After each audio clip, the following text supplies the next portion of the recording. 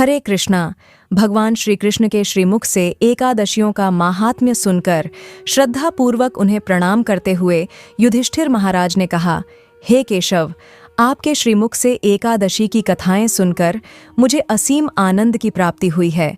हे मधुसूदन, कृपा कर अन्य एकादशियों का माहात्म्य सुनाने की भी अनुकंपा करें।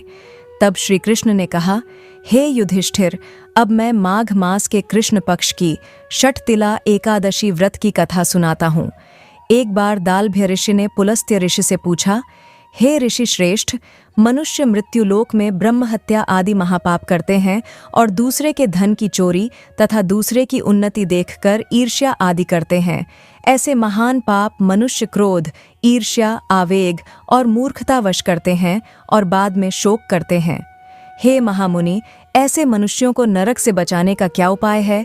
कोई ऐसा उपाय बताने की कृपा करें जिससे ऐसे मनुष्यों को नरक से बचाया जा सके। ऐसा कौन सा दान पुण्य है जिसके प्रभाव से नरक की यातना से बचा जा सकता है? इन सभी प्रश्नों का हल आप कृपापूर्वक बताइए। दालभ्य ऋषि की बात सुनकर पुलत्स्य ऋषि ने कहा, हे मुनि श्रेष्ठ, आपने मुझसे अत्यंत गूढ़ प्रश्न पूछा है। इससे संसार में मनुष्यों का बहुत लाभ होगा। जिस रहस्य को इंद्र आदि देवता भी नहीं जानते, वह रहस्य मैं आपको अवश्य ही बताऊंगा। माघ मास आने पर मनुष्य को स्नान आदि से शुद्ध रहना चाहिए और इंद्रियों को वश में करके तथा काम, क्रोध, लोभ, मोह, ईर्ष्या तथा अहंकार आदि से सर्वथा बचना चाहिए। पुष्य नक्षत्र में गोबर, कपास, तिल मिलाकर उपले बनाने चाहिए। इन उपलों से 108 बार हवन करना चाहिए। एकादशी के दिन उपवास करें तथा रात को जागरण और हवन करें। इस दिन तिल का दान देना चाहिए। इस प्रकार मनुष्य जितने तिलों का दान करता है, वह उतने ही सहस्र वर्ष स्वर्ग में वास करता है। इस दिन तिल स्नान, तिल की उबटन, तिलोदक, तिल का हवन, तिल का भोजन और तिल का दान करना चाहिए। इस प्रकार 6 रूपों में तिलों का प्रयोग षटतिला कहलाती है। इससे अनेक प्रकार के पाप नष्ट हो जाते हैं। इतना कहकर पुलस्त्य ऋषि ने कहा, अब मैं षटतिला एकादशी की कथा सुनाता हूँ। एक बार नारद मुनि ने भगवान श्री हरि से षटतिला एकादशी का महात्म्य पूछा। वे बोले, हे प्रभु, आप मेरा प्रणाम स्वीकार करें। षटतिला एकादशी के उपवास का क्या पुण्य है? उसकी क्या कथा है? कृपा कर मुझसे कहिए। नारद जी की प्रार्थना सुन भगवान श्रीहरि ने कहा, हे नारद, मैं तुम्हें प्रत्यक्ष देखा सत्य वृत्तांत सुनाता हूँ। ध्यानपूर्वक श्रवण करो। बहुत पहले मृत्युलोक में एक ब्राह्मणी रहती थी। वह सदा व्रत उपवास किया करती थी। एक बार वह 1 मास तक उपवास करती रही। इससे उसका शरीर बहुत कमजोर हो गया। वह अत्यंत बुद्धिमान थी, फिर भी उसने कभी देवताओं तथा ब्राह्मणों के निमित्त अन्नादि का दान नहीं किया।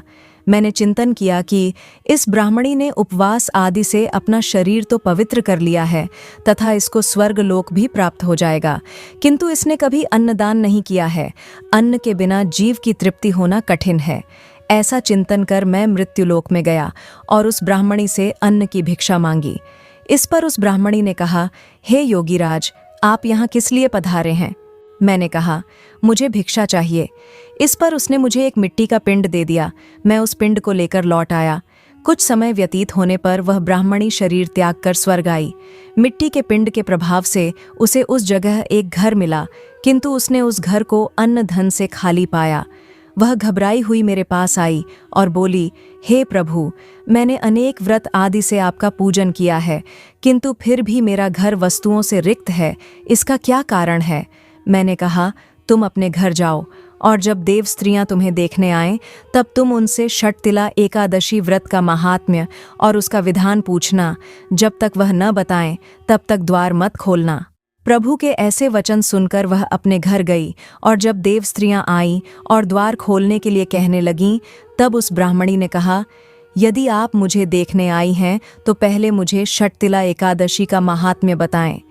तब उनमें से एक देव स्त्री ने कहा, यदि तुम्हारी यही इच्छा है तो ध्यानपूर्वक श्रवण करो। मैं तुमसे एकादशी व्रत और उसका महात्म्य विधान सहित कहती हूँ। जब उस देव स्त्री ने षटतिला एकादशी का महात्म्य सुना दिया, तब उस ब्राह्मणी ने द्वार खोल दिया। देव स्त्रियों ने ब्राह्मणी को सब स्त्रियों से अलग पाया। उस ब्राह्मणी ने भी देव स्त्रियों के कहे अनुसार षटतिला एकादशी का उपवास किया और उसके प्रभाव से उसका घर धन्य धान्य से भर गया।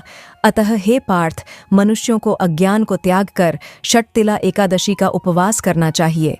षटतिला एकादशी व्रत करने वाले का दुर्भाग्य दूर होता है, अर्थात ये एकादशी बिगड़े हुए भाग्य को संवारती है तथा मनुष्य के सभी पाप नष्ट हो जाते हैं और जन्म जन्म की निरोगता प्राप्त होती है।